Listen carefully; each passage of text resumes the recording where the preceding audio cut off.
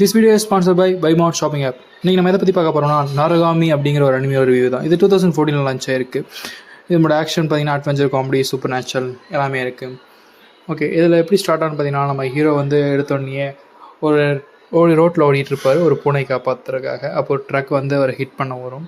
So அந்த டைமில் ஒரு புல்லை வந்து பார்த்துட்டு காப்பாற்ற வந்து நம்ம ஹீரோவை தள்ளி விடுவாங்க. தள்ளி விட்டு இவங்க அப்படியே அந்த இடத்துல விழுந்துருவாங்க. பேசிக்காக நம்ம ஹீரோ பார்த்திங்கன்னா ஒரு காட், ஓகேங்களா.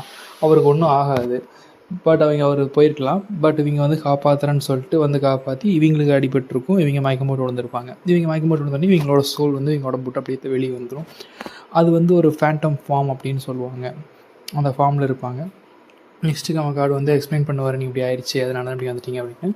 இவர் வந்து கார்டனே நம்ப முடியாது, பார்க்க நார்மலாக கேஷுவலாக இருப்பாங்க.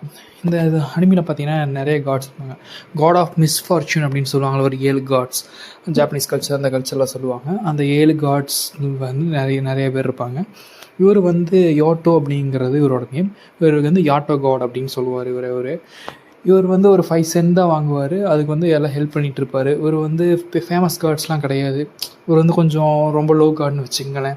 இவருக்கு ஸ்ட்ரெயின்லாம் கிடையாது. ஸ்ட்ரெயின்னா நம்ம ஊரில் கோவில் மாதிரி, அது மாதிரி இவருக்கும் எதுவும் பெருசாக கிடையாது. இந்த எபிசோட் இருக்க எல்லா காட்ஸுக்குமே பார்த்தீங்கன்னா அவங்களுக்கு வந்து அவங்க பவர் வந்து ரிகாலியா அப்படின்னு சொல்லுவாங்க. ரிகாலியாங்கிறது பார்த்தீங்கன்னா இறந்த பர்சன்ஸ் வந்து சோலாக ட்ரான்ஸ்ஃபர் ஆவாங்க. அந்த சோலில் வந்து நம்ம காட்ஸ் வந்து ஒரு அக்ரிமெண்ட் ஃபார்ம் பண்ணி அவங்க ரிகேலியாவை மாற்றுவாங்க. ரிகேலியாங்கிறது வெப்பன்ஸாக மோஸ்ட்லி இருக்கும். இல்லை சம்திங் ஏதோ ஒரு ஜுவல்ஸ், ஆர்மர் அது மாதிரியும் இருக்கும். மோஸ்ட்லி ஃபைட்டிங் டைப்ஸில் தான் எல்லா ரிகேலியாவும் இருக்கும். இந்த ரெகாலியா வந்து கரப்ட் ஆகும் அப்படிம்பாங்க.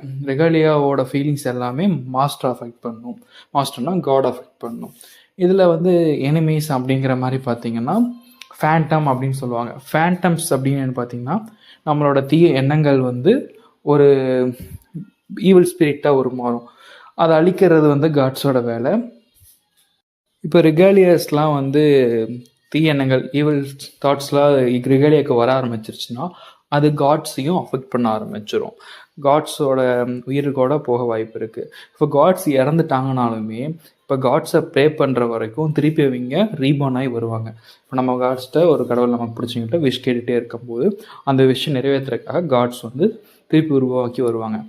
ஸோ அதனால் ஃபேமஸ் காட்ஸ் எல்லாமே அவங்க இறந்துட்டாலுமே திருப்பி வருவாங்க. பட் மோஸ்ட் ஆஃப் தி ரிகாலியாஸ் அப்படி ஆகாது. அப்படி ஆச்சுன்னா அவங்க என்ன பண்ணுவாங்கன்னா அந்த கான்ட்ராக்ட் இது பண்ணி அவங்க ரிகாலியா நீ கிடையாது அப்படின்னு சொல்லி துரத்தி விட்ருவாங்க. அதுதான் கான்செப்ட்.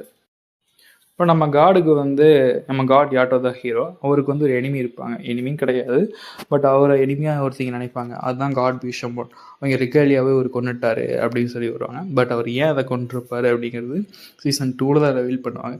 இந்த அனிமி அவரெல்லாம் பார்த்தீங்கன்னா கொஞ்சம் போரிங்காக தான் போகும். காடை பற்றி தான் சொல்லுவாங்க, பவர்ட்டி, காட் ஆஃப் பவர்ட்டி அது மாதிரி சொல்லுவாங்க. கொஞ்சம் போரிங்காக தான் இருக்குது இந்த அனிமி. பட் வர்த் வாட்சிங் தான்.